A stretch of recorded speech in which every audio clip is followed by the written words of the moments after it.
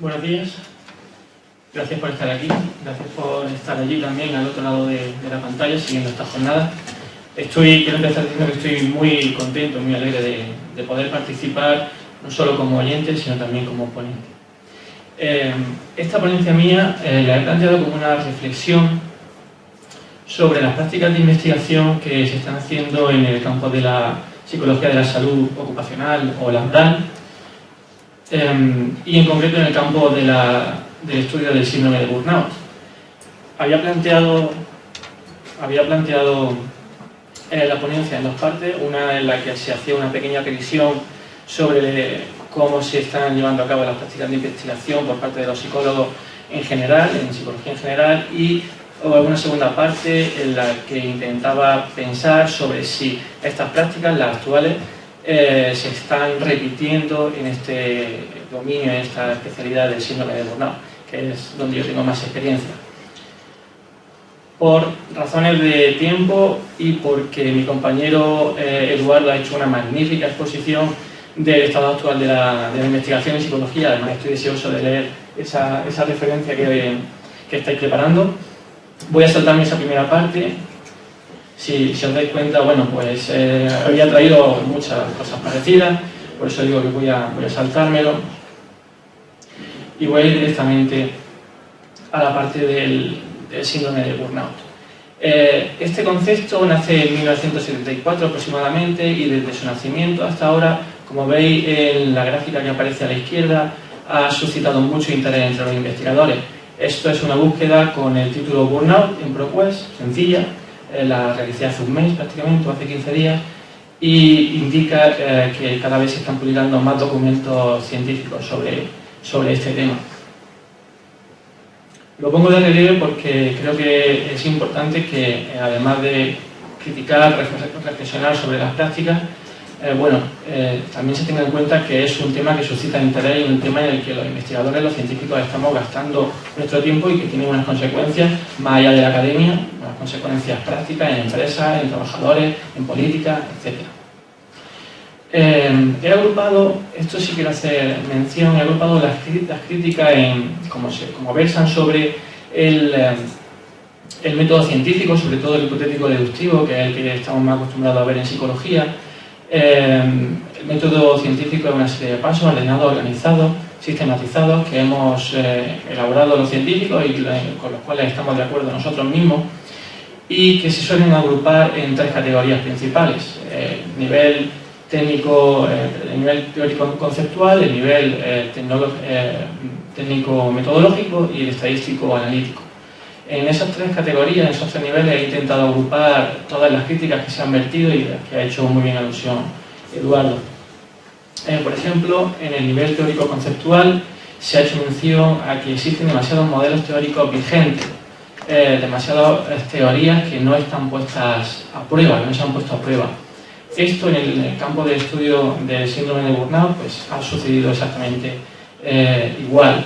Estos 6 modelos teóricos son solo una muestra de la cantidad de modelos teóricos que existen solamente para explicar el proceso de desarrollo del síndrome de burnout, sin tener en cuenta otras variables externas. Habitualmente, la práctica habitual es que se parte del modelo que está en la fila superior, columna del medio, Maslach y Jackson, y que es el modelo más utilizado. Esa es la justificación que se observa cuando se leen papers, se leen artículos. La justificación que se da para elegir ese modelo es que ese es el más usado, si se da alguna. En cuanto a la replicación, bueno, una búsqueda sencilla también realizada hace 15 o 20 días, en ProQuest también, documentos científicos que aparecen en el título con la palabra replicar asterisco y burnout, solo 56 documentos frente a una segunda búsqueda en la que en el título solo aparece la palabra burnout, o sea, casi sin replicar. También parece que la investigación en psicología es positivista, puesto que algunos autores, yo mismo a través de mi tesis doctoral, en la que he realizado 3 metaanálisis, se han observado que la mayoría de los estudios son de tipo cuantitativo, olvidando por completo la aproximación cualitativa. Igualmente se hace una investigación excesivamente individualista, El síndrome de burnout, desde que nace, se define en base a experiencias personales, y la definición más aceptada es la de Maslow y Jackson, que propone que es un síndrome causado por estrés laboral crónico, en el que se ven síntomas de cansancio emocional, de personalización y baja realización personal. Esta definición, así tal cual, obvia aspectos de tipo social, en concreto macrosocial, de gran grupo o macrosociales. Por ejemplo, obvia aspectos que yo creo que son importantes, como el sistema económico en el que vivimos, como la legislación laboral que tenemos o como los valores sociales que defendemos. Pasamos a nivel técnico-metodológico, en el que parece que no ha habido un excesivo abuso de la metodología experimental, como sí ha ocurrido en general en el campo de la psicología. En este caso, la investigación que se hace es más de tipo asociativo o más de tipo encuestas, y ha habido un abuso porque se ha utilizado mal. Aparte de que se ha utilizado mucho, se ha utilizado mal. El estudio típico o prototípico en este campo es un estudio transversal con muestras pequeñas, con muestreo no probabilístico, con bajas tasas de respuesta. También se ha hecho un mal uso o un sobreuso de la estrategia exploratoria. En muchos casos se observa en la descripción del método que se miden una cantidad ingente de variables, tanto independientes como dependientes, no se parte de ningún modelo teórico, no se hipotetiza prácticamente nada, sin embargo se mide y los resultados solo aparecen en algunos casos en las tablas de correlaciones, en otros casos ni eso, solamente los resultados que son significativos estadísticamente hablando. También ha habido un uso inapropiado de la estrategia confirmatoria. Esto se ve muy claramente en los estudios instrumentales, en los estudios de validación de los instrumentos de medida del síndrome de burnout, y en este caso he puesto del MBI, del Maslow Burnout Inventory, que es el instrumento de medida o cuestionario más utilizado en psicología, y se ve claramente que hay, por ejemplo, estudios de análisis factorial que utilizan de manera poco clara o un poco confusa, mejor dicho, el análisis factorial confirmatorio y el exploratorio. Esto, por supuesto, ha dado a que los instrumentos psicológicos tengan bajas propiedades psicométricas. En concreto, la dimensión, una de las dimensiones fundamentales, uno de los aspectos fundamentales del burnout es la despersonalización personal. La dimensión del MBI que lo mide siempre o casi siempre tiene valores alfa de Cronbach por debajo de 0.70, que es el valor establecido habitualmente.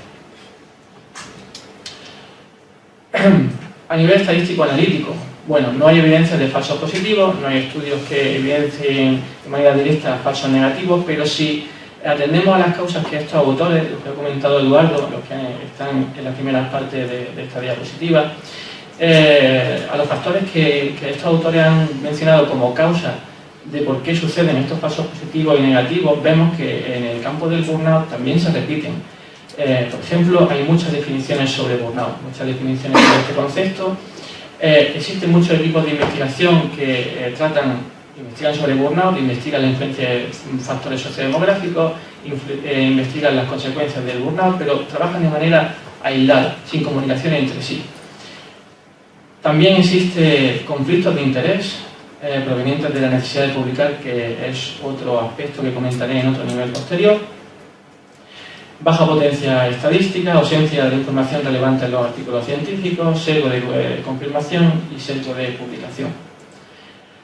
Tampoco hay indicios de lo que comentaba Eduardo, las prácticas de investigación cuestionables o los grados de libertad del investigador, pero de nuevo volvemos a encontrar, si observamos los estudios que abordan el tema del burnout, indicios que nos hacen pensar que los investigadores de este campo vuelven a incurrir en prácticas cuestionables.